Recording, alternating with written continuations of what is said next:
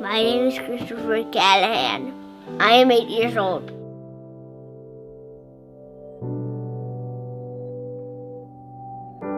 Christopher, as a baby, he was a very good baby. He was just always so engaged, and his eye contact, he was always eye to eye with you. And it was just the most amazing thing because he would just lock eyes with you and your whole heart would melt and, you couldn't do anything but smile. It was very exciting, having your first child, a little boy. It was definitely the best moments of my life.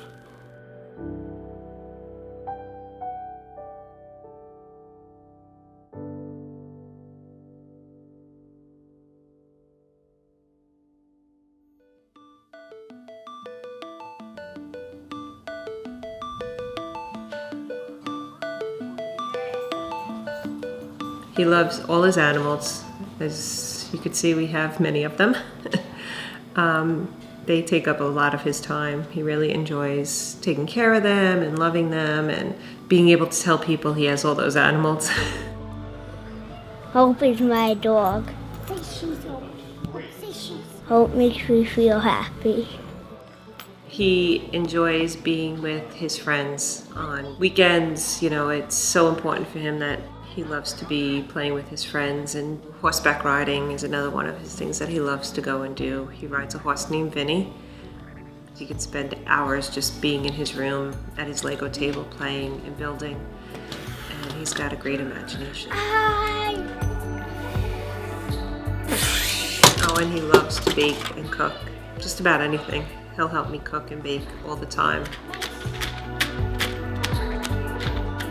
His other favorite thing to do is be with his brother. Him and Dominic have a very special relationship. And they're just so silly and the best of friends. Christopher idolizes Dominic, and Dominic idolizes his big brother, and he takes such good care of him. It's amazing to watch them develop the relationship that they've developed because it's a very special one. Dominic, it's my turn to sit next time. I have Duchenne Muscular Dystrophy. At 13 months of age, Christopher was diagnosed with Duchenne Muscular Dystrophy. I've often read, from parents of whose sons were diagnosed that, it was like getting a death sentence. And it is, it's progressive and it's terminal. There's nothing that at this point that can treat or cure it. As a parent, you're just excited to see him move, crawl, walk, run. You are planning in your head to go outside, throw a football around, play soccer, do all these sports that he can't do now. But you're still, I was planning.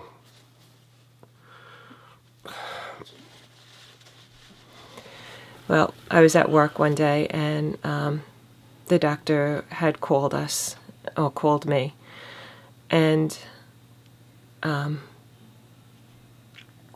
it was September 23rd at 1:50 in the afternoon. I pick up the phone and the doctor's like, "Hi, Miss Callahan, it's Dr. Spiro," and I remember hearing his words, and the next thing I knew, I was on the floor in hysterics. And it was the worst day of my entire life, getting that diagnosis. You see all these other kids and their fathers. Chris had a really hard time accepting the diagnosis, or even asking what it was.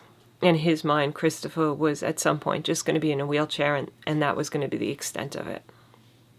It was probably almost a year later that I had to, print up a synopsis of what Duchenne's was that Chris really understood, you know, what Christopher's life was going to be like and what our life was going to be like. And even then, it still took him a long time to digest it and to understand that, you know, at some point we were going to lose our boy.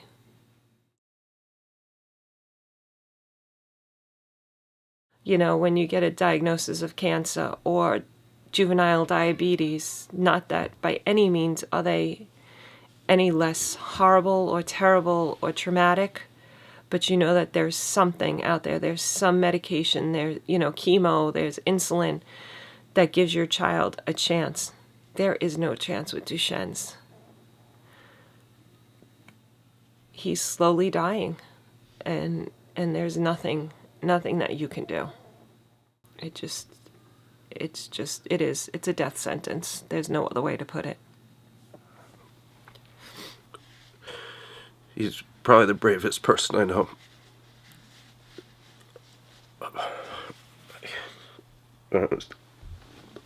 Yeah.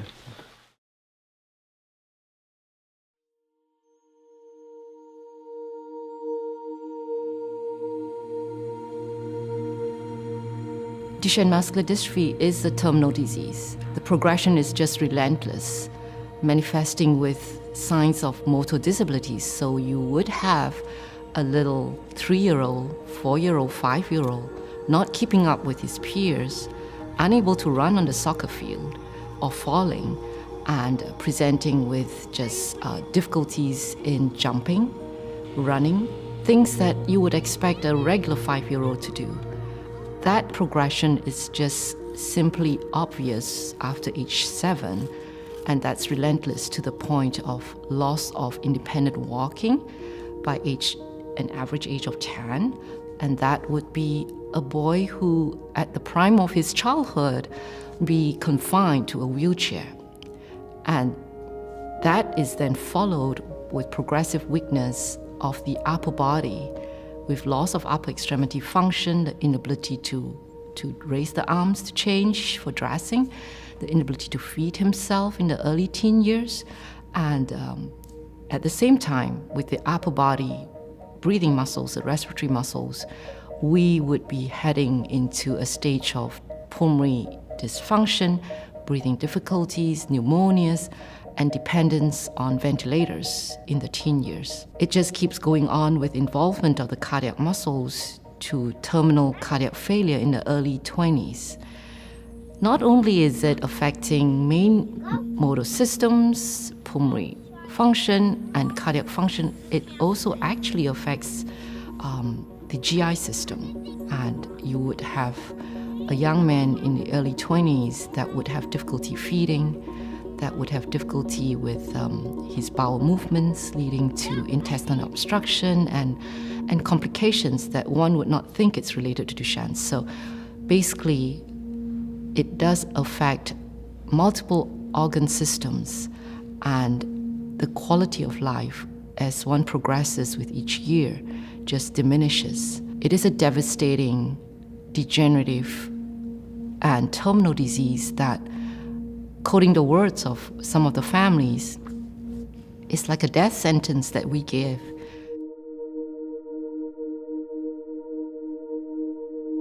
I serve as the University Dean of Student Affairs for City University in New York, and I have limb-girdle muscular dystrophy, which is one of the 9 forms of the muscular dystrophies. When I was first diagnosed at age 9 in 1976, I was diagnosed with Duchenne muscular dystrophy, and there was very little known about Duchenne at the time. Based on my slower rate of progression, my diagnosis was changed to Becker muscular dystrophy. And ultimately, through refined genetic testing, within the last year, I recently had my diagnosis changed to limb-girdle muscular dystrophy, which is a progressive form of muscular dystrophy, not quite as progressive as Duchenne, but which affects the skeletal muscles and the pelvic girdle. I've been affiliated with MDA for more than 35 years.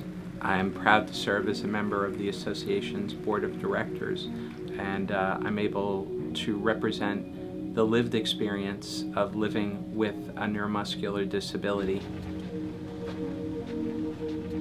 In the fall of 1986, Dr. Lute Kunkel and his team at Harvard University identified the gene for Duchenne muscular dystrophy, and shortly thereafter identified the damaged and/or missing protein, dystrophin, for the absence of which causes Duchenne muscular dystrophy. And that changed our world. That changed the world for people who are hoping for progress in the health and wellness of family members who are affected by Duchenne. Up until that time, there was no definitive knowledge of what caused Duchenne muscular dystrophy. 30 years ago, my two boys were diagnosed with Duchenne. It was a day in June at noon. So I recall that and probably will until I die. The doctor said they have Duchenne muscular dystrophy, and this is the prognosis. They will walk until they're about 9 years old. They will lose their ability to walk, and then they will die in their teens, and they died at 15 and 17. So Duchenne muscular dystrophy is a disease that affects your entire body. It's the loss of a skeletal muscle protein, it's true, and that protein is called dystrophin. But dystrophin is present in every single tissue of the body. And if you think about dystrophin, it could be thought about as a shock absorber. So running or attempting to run or moving makes this shock absorber that's absent, makes muscle really make it hard to run. And so as this child is running around, because there's no shock absorber, muscle tends to degenerate. So every day of their lives, muscle cells die. So when that critical mass of muscle cells are gone, they lose function. So that means there's a loss of ambulation in their early teens. Then arm muscles are weak as well, so often by the late teens they can't move their arms, and then they die in their 20s. In this disease, and especially in my son's lives, there wasn't anything. There weren't any treatments. There was very little money invested in this disease, and there were a lot of things that weren't known. How do we care for this disease? What do we do to help these boys? And is there something we could do to give them more time to walk, more time to breathe, their hearts more time to beat? So I, in 1994, had met a group of parents, and we started an organization that would be focused 100% on Duchenne muscular dystrophy, and the organization is called Parent Project Muscular Dystrophy, or PPMD. I don't want to hear the words out of his mouth, "You never let me, Ma," or "I wasn't able to," or "How come?" Because I think that would break my heart more than him being in a wheelchair. He wants to play sports. He wants to be involved. I want him to be a normal kid. And you know what? If he physically can't do something, then we find a way that he can do it. You know, kind of like the sled hockey. So Christopher started playing sled hockey, and he liked it initially. Just got on the ice and absolutely loved it. That's what I was going to say. Well, yeah. Give me this elbow pad. It's not that hard as it used to be. Oh yeah, we'll see. Wow! I don't need Daddy. Christopher, you need to walk, honey. He looks forward to it every week. He gets up early on Saturday mornings, which is tremendous because he never gets up early. His whole personality has developed because of it. He's more outgoing. As soon as you bring up sled hockey, he lights up. He becomes so excited. He's brought, his equipment to family functions just so he can show everybody what he wears and how he wears it and what he does. The organization is tremendous. It's just absolutely amazing. It is the only sled hockey team that is on Long Island that incorporates both people with physical and cognitive disabilities.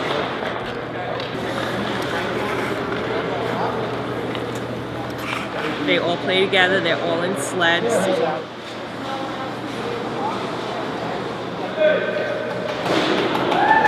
Christopher! Go, go! Christopher is the youngest on the team. He's 8, and the oldest is, I believe, 60 on the team, and they all play together. Go, Sean, go! It's a great team because they really took him under their wing. They teach him how to play.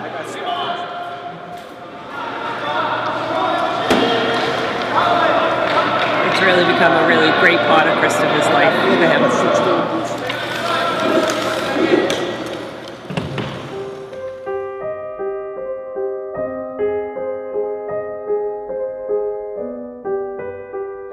You know, as any parent knows, having children is expensive, you know, and you always want to be financially set, or you hope to be, and, you know, to be able to provide your children with what they need. Duchenne's expensive and painful and frustrating and such an incredible financial burden for the families that many of them do not survive financially. Having a child with special needs adds to those financial needs. Christopher goes to Cincinnati Children's Hospital every 6 months, which obviously all the travel expenses are not covered. Hotel and airfare and rental cars and food. The steroids that he's on are not approved, FDA approved in the United States. So I have to call a pharmaceutical company in Spain who then ships them to me every month. And obviously, because they're not FDA approved, means that they're not covered by insurance. So some of the supplements that he's on for his heart and for his muscle breakdown and just to alleviate cramps are, you know, all out of pocket. Anything that's associated with special needs or rehab is usually 3 times the price. It definitely puts a burden on the family. Wheelchairs, you kind of say to yourself, well, I bet they're a couple $1,000s. $35,000 to $40,000, these chairs. So the chairs are $40,000, the house accommodation. How are you going to get from A to B with this chair? You're going to need a van. Those vans with the lifts are, you know, fortunes of money, $70,000, $80,000. Then you're going to need caregivers. You're going to need some help as they grow into men. You'll likely spend around $1 million or $2 million on this disease by the time you incorporate all of the needs of this child. On top of all the medications and durable medical needs and equipment, you have things like making your house accessible. We totally remodified our house about a year ago, where we demolished the house down to a wall and a half of the original house because we had 3 steps in the original house and he was not able to manage those steps anymore. I think the most rewarding part was when they came and they framed out the house, and we, you know, it was just the frame of a house with a foundation, you know, or a subfloor I should say, and a top over it. And Christopher came home from school and he walked in and he just turned around and said, "Mommy, there's no more steps." And he just got this big smile on his face. "You don't have to carry me up and down the steps anymore, Mommy. I can do it all by myself." And you know when you start the project what you're doing it for and why you're doing it. It's just that moment that, you know, you've done what you have to do for your child to make it the best that it possibly can be. And financial burdens, or financial needs I should say, are a lot, but you know, you do what you have to do to make it through. We redid this house for Christopher, mainly to make everything accessible. We brought this big ramp, nice ramp up here, so it's a nice gradual slope up, so it's not hard on him. So we made the house pretty much all accessible, all accessible. Big open layout so he can get around without tripping on his scooter or his wheelchair. And we got rid of the steps, made everything one level. The kids' bedrooms are over here, and eventually that's going to be our handicap accessible bathroom. But we're still working on that. Work in progress. So for 7.5 months we lived in the trailer back there as we were building the house. It got tight some days, but we made it through. So it was just like a big camping trip for 7.5 months. So one of the things that we had to do to make the house accessible for Christopher, we put in a stair lift, made a playroom area for them, for Christopher and Dominic in the basement, and I installed it here at the house, and now it's, you know, he loves it because he's able to go up and down from the basement to the first floor without any problems, without any assistance from us. My dad built my scooter for me so I don't have to walk far. And then, so I don't have to walk far. We looked for something online, or we looked for a scooter, a pediatric scooter, and they don't make them. They don't make anything for kids ages 4 to 12. So I came up with an idea to modify a scooter that I bought, and I patented it, and I own the patent on this one. He picked out his decals that he wanted, but he wanted the blue flames. It seems to do everything that, you know, he needs us to do, so for right now it's great.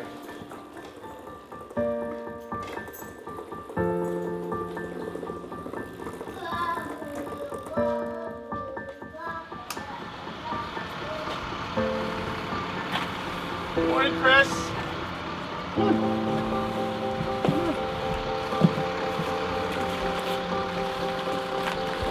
Thank you.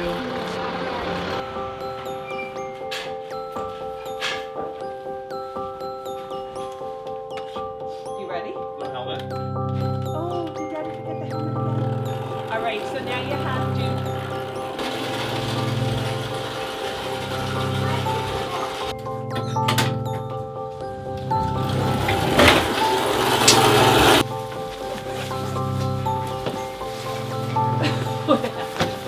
Wait. What happened? Did you know for me? As I got to know Chris, I got to realize he's just like any other kid. Good job. Good job. Excellent. He is able to do pretty much what all the other children are able to do. We just have to pace him. So children with Duchenne often have processing problems, so they can't process rapidly.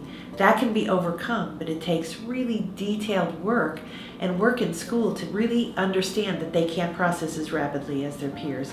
So you have to spend some time with them and teach them how to increasingly process different things at school. Okay. If you're We have learned so much from Chris himself. He's taught us to enjoy what we're doing and enjoy life. He often will cut up with the other kids in the classroom and laugh and joke, and nobody sees him any differently. You know, they love Chris and they want to help Chris. And I think it's the culture in the school and the culture in this classroom, and it's what we've established here at Sycamore. And he is just like any other boy. Stop hurting me. Oh, yeah. Give it. Public schools are obligated to meet the needs of their students. This is not only true for academic needs, but also their physical needs. Christopher has a unique set of accommodations that we must meet, but it's also our pleasure to do it. We want his school experience to be everything that he deserves. We have a special chair for him that he can eat at the cafeteria, at the tables with his friends. There's an evacuation chair to make sure that he's safe and he can get out of the building in case of an emergency. Of course, he has a scooter, and he loves getting the attention from the other kids when he rides his scooter around our halls.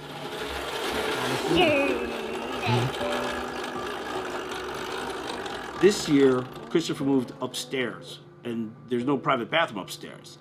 And he needed one, so we made sure that one was installed for him.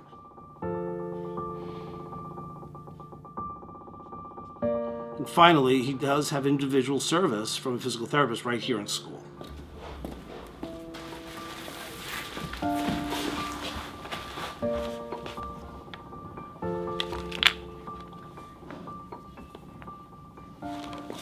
When I think about Christopher, the most important thing is that he's safe during the day. With Duchenne's, we know that his balance, his muscle tone, his strength are affected. So that means as a physical therapist, I need to make sure that when he's in his classroom, when he's in the cafeteria, when he's in the playground with his friends, that he's going to be as safe as he can be. So some of the things we work on are his balance reactions and his protective responses. I'll get him on the mat and I will give him a little push and make sure that he can figure out how to catch himself and fall so that he doesn't get hurt. No, try again. Slow. 2 hands. Another thing I work on with Christopher in physical therapy is energy conservation. I want to make sure that throughout the day he's not expending too much energy doing one single activity because he needs to save all of his energy to last throughout the whole day. So we work on how to do 2 things in one trip, or how to use his equipment to help him do a task. Like maybe he's going to take his scooter to the bathroom rather than walking there so he doesn't get tired. But we want him to have fun too.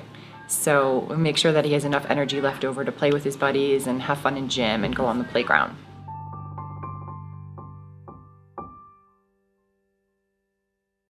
As he's getting older, I look at videotapes of him when he was younger, and he was able to run better when he was 3 than he can at 8.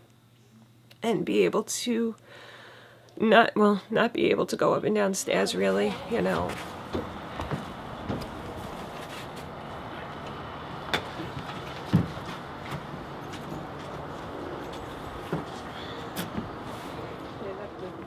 But he's just miraculous. He really is. He's our little miracle. And you know, they talk about, you talk to other parents with boys with Duchenne, and they talk about the Duchenne smile. And it's so true, because you know, you look at the photo gallery or kids that we meet that have it, they all have this smile that is just captivating. My name is Christopher. Their personalities and their motivation and their drive to live and to fight, it's just unbelievable. It really is. And he's one of those kids, and he's just got that smile that just takes you in. And everybody that meets him, even before they even know about his diagnosis, they just are captivated by him. They really are. His friends are just incredible because they don't understand his diagnosis, but they understand Christopher.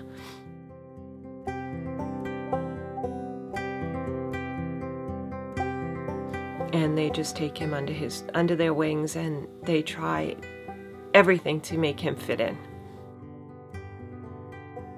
The love is just overwhelming, and it's just amazing.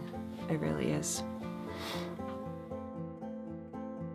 It's hard not to meet a kid like Christopher and not be moved and compelled. But the reality is that we need to make the business case and the political case in order to make an impact on Duchenne muscular dystrophy research. So Paraproject Muscular Dystrophy, or because that's a mouthful, we call ourselves PPMD, has been around now 20 years. So we invest in research. We invest in early targets. That means good ideas about how to treat the disease, and then we grow those targets. And then industry comes along, and if they see something that's robust enough that they think could treat the disease, then they take on that drug development pathway. The pharmaceutical industry is first and foremost an industry, and it's a business. And while certainly pharmaceutical companies are motivated to do good, first and foremost they're motivated to do well for their shareholders, and that's their primary obligation. Very often advocacy involves helping pharmaceutical companies to understand the business case for investing in neuromuscular disease research, and particularly Duchenne muscular dystrophy research. Advocacy is where we go in terms of Washington, D.C. So we go to the House and Senate, and we were sufficiently lucky in 2001 to have a bill introduced in the House and Senate. That bill was called the MD Care Act. That was passed and signed into law in 2001. It was reauthorized in 2008, and just last year in the fall, the amendments were reauthorized again. So what this piece of legislation did, which is now a law, it brought $500 million investment into muscular dystrophy. So that investment galvanized the whole world, actually. So today, with that investment in place over time, We have 26 companies looking at how to treat Duchenne muscular dystrophy. So we went to the FDA to talk about the unmet need. What we wanted to say to them is these are really, really important. We want you to think not only about the data that you see about this drug, because we want safe and effective drugs, but about the effect on families. We want you to think about doing nothing is doing harm. So approvals are really, really important so that we can get to combination therapies. Ultimately rendering them unable to work and forcing them to be dependent upon disability benefits. How do you care for them? Do subtle things make a difference? Like these boys can't cough, so we use a machine called the Cough Assist, and that helps them cough. We use breathing and ventilation machines when they are teenagers, but we also use medicines. These kids are on steroids, on chronic steroids. They're using ACE inhibitors for their heart and beta blockers and eplerenone, so drugs to really stabilize their heart function as we improve their skeletal muscle function.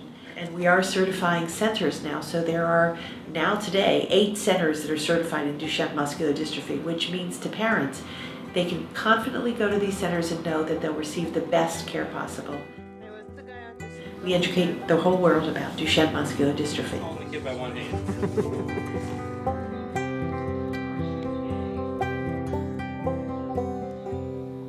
I guess the thing that hurts me the most and that concerns me the most as a parent is, you know, the fun things in life, you know, that he may not be able to do.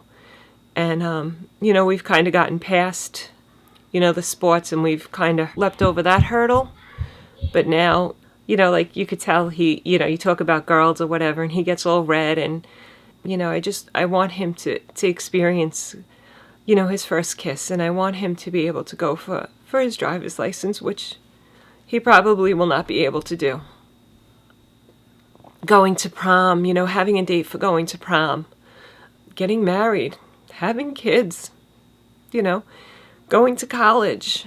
You know, these are all, for Christopher, something that are uncertain because, number one, you know, you don't know how physically if he'll be functioning, or number two, if he'll even be alive at that point. Everybody says Christopher Scooter is cool. And these are the things that consume me the most about him.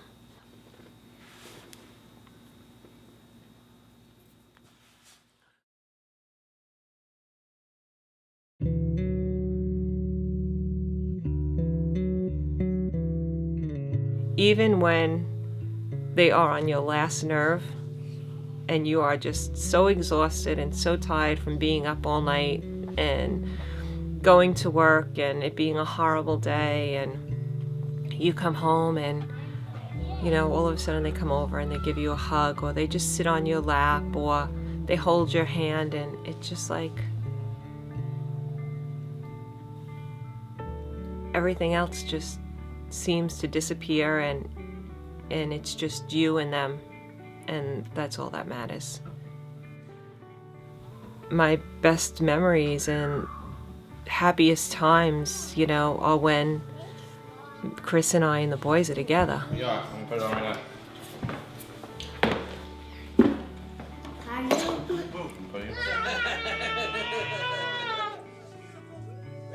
now. We have the best time with each other, and seeing Chris interact with his sons and just the love that they all have for each other and the love that I have for them, it's just incredible. I will never have that feeling with anybody else. It just is something that you can't replicate or even explain. Yes, Dominic.